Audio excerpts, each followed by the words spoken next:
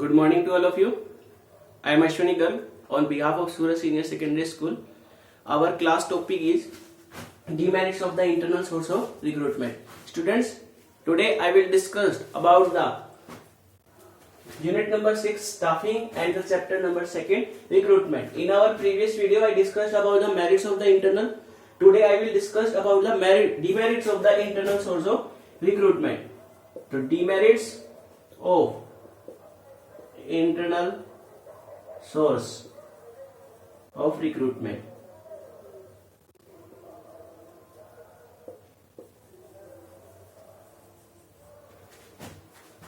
Stops the entry of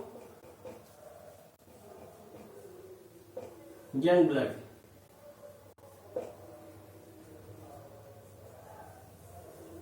Employees become lethargic.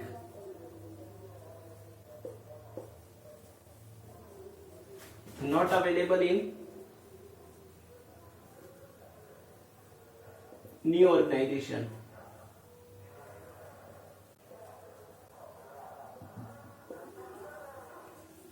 Sense of competition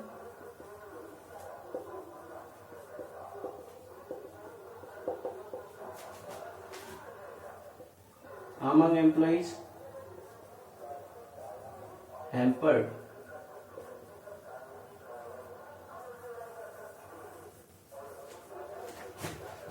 Frequent transfer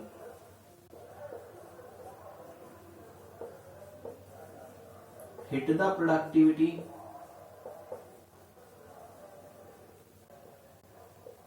negatively. These are the 5 demerits of the internal source of recruitment. Stops the entry of young blood.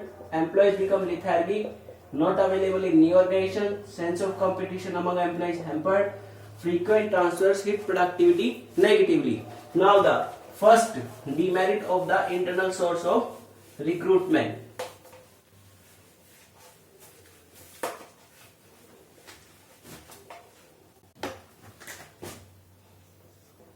Stops the entry of young blood.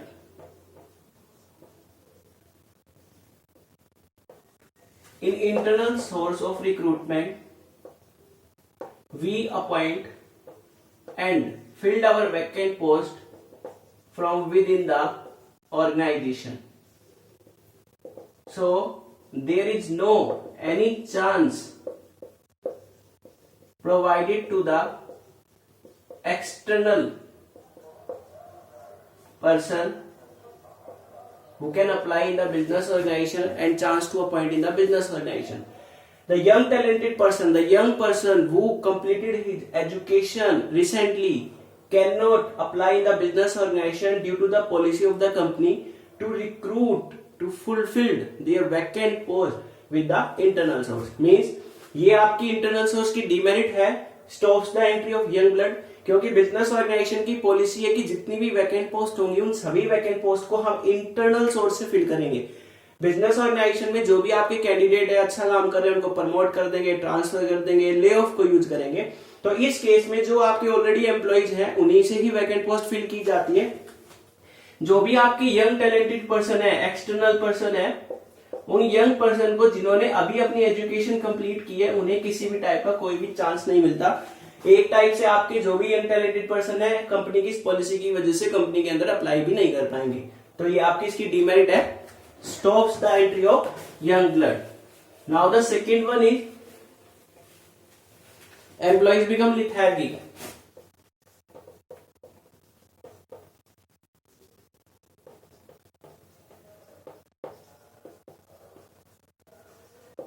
Employ being lethargic means business organisation में कोई भी employees है वो अपने work को time पर complete नहीं करेगा, या ये कह सकते हो बिजनेस ऑर्गेनाइजेशन में वो अपनी फुल एफिशिएंसी से काम नहीं करेगा. उसको लेथार्गिक बोलते हैं, कामचोर भी कह सकते हो एक टाइप से. क्योंकि बिजनेस ऑर्गेनाइजेशन की पॉलिसी है कि आपकी बिजनेस ऑर्गेनाइजेशन में कोई भी वैकेंट पोस्ट होगी, उस वैकेंट पोस्ट को हम इंटरनल सोर्स से फिलअप करेंगे। तो एम्प्लॉयज को मालूम है कि अगर वो अच्छा काम करेंगे तो बिजनेस ऑर्गेनाइजेशन में उनकी प्रमोशन कंफर्म है। अब बिजनेस ऑर्गेनाइजेशन में अच्छा काम उनके एवरेज में कोई दूसरा पर्सन नहीं कर रहा, तो वो ऑर्गेनाइजेशन में अपने वर्क को करना बंद कर देंगे, इसका मतलब केयरलेस बन जाएंगे।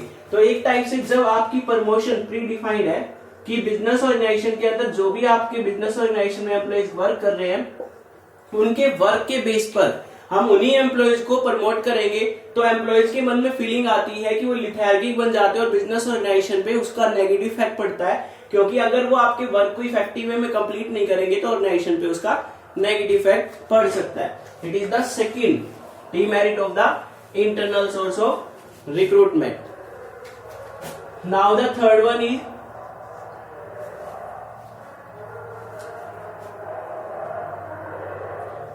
not available in new organization। Business organisation में आपका जो इंटरनल सोर्स ऑफ रिक्रूटमेंट है, इस वजह से बिजनेस ऑर्गेनाइजेशन में किसी भी टाइप से अगर आपकी वैकेंट पोस्ट है, उस वैकेंट पोस्ट को फिलअप किया जाए, तो उस वैकेंट पोस्ट को फिलअप करने के लिए हम अपने इंटरनल सोर्स को यूज करते हैं।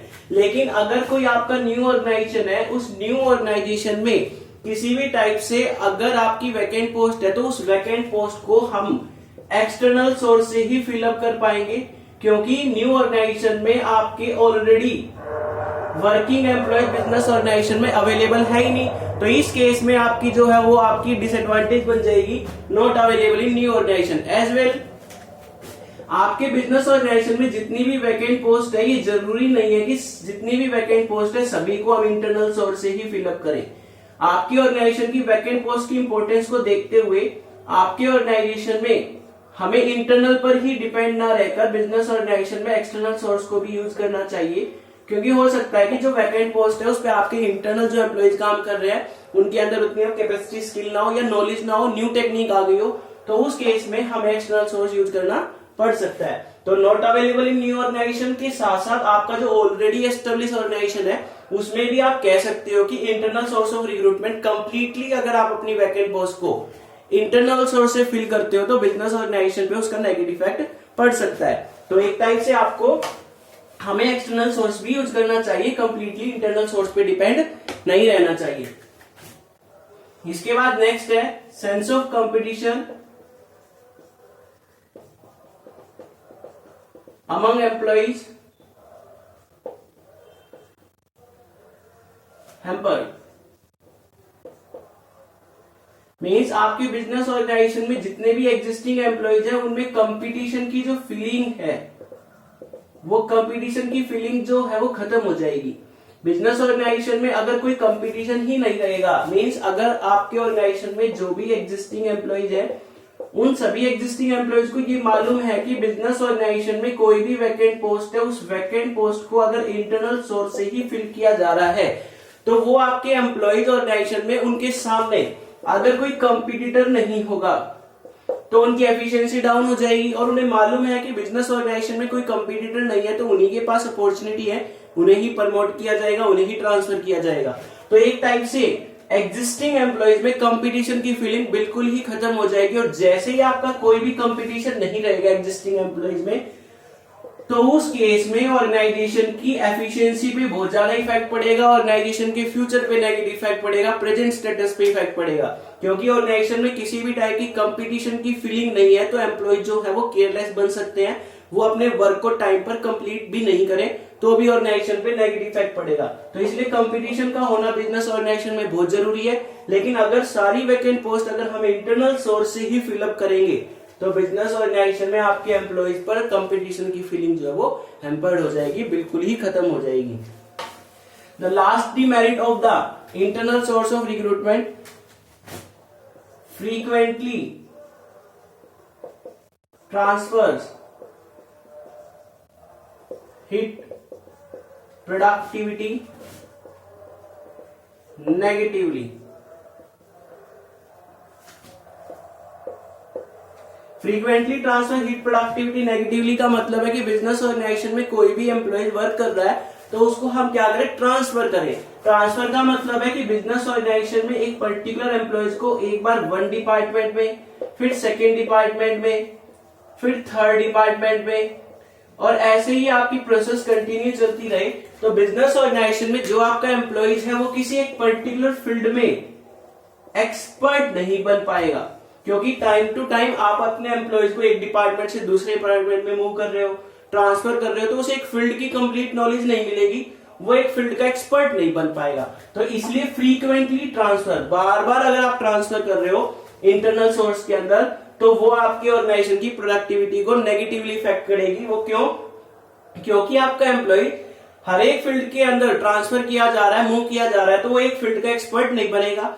जब एक पर्टिकुलर पर्सन एक फील्ड का एक्सपर्ट नहीं बनेगा तो उसकी एफिशिएंसी डाउन होगी, बिजनेस ऑर्गेनाइजेशन में वो फुल एफिशिएंसी से वर्क नहीं करेगा, तो उससे ऑर्गेनाइजेशन पे उसका नेगेटिव इफेक्ट पड़ सकता है। So today I discussed about all the demerits of the internal source of recruitment. I hope it's clear to you. Thanks.